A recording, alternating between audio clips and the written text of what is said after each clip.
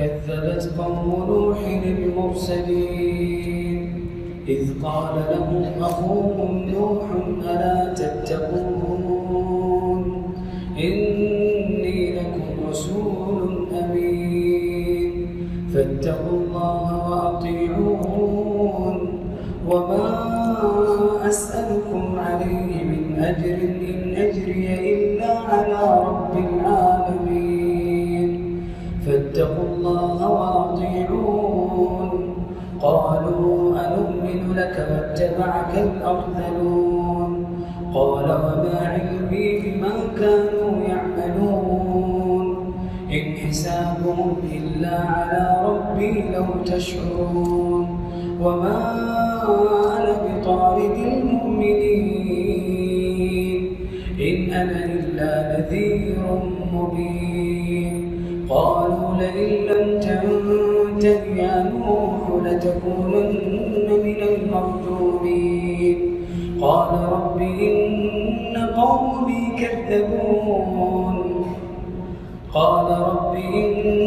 قومي كذبون فافتح بيني وبينهم فتحا ونجني ومن معي من المؤمنين فأنجيناه ومن معه في الفلك المشحون ثم أغرقنا بعد الباقين إن في ذلك لآية وما كان أكثرهم مؤمنين وإن ربك لهو العزيز الرحيم كذبت عاد المرسلين إذ قال لهم أخوهم هود ألا تتقون إني لكم رسول أمين فاتقوا الله وأطيعون وما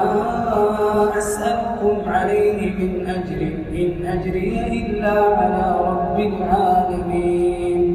أتبنون بكل ريع آية تعبثون وتتخذون مصانع لعلكم تخلدون وإذا بطشتم جبارين فاتقوا الله وأطيعون واتقوا الذي أمدكم بما تعلمون أمدكم بأنعام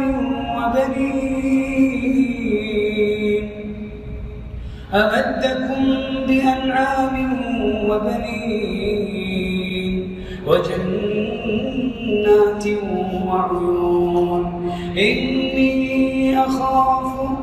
إني أخاف عليكم عذاب يوم عظيم قالوا سواء علينا أوعظت أم لم تكن من الواعظين إن هذا إلا خلق الأولين وما نحن بمعذبين فكذبوا فأهلكناهم إن في ذلك لآية وما كان أكثرهم مؤمنين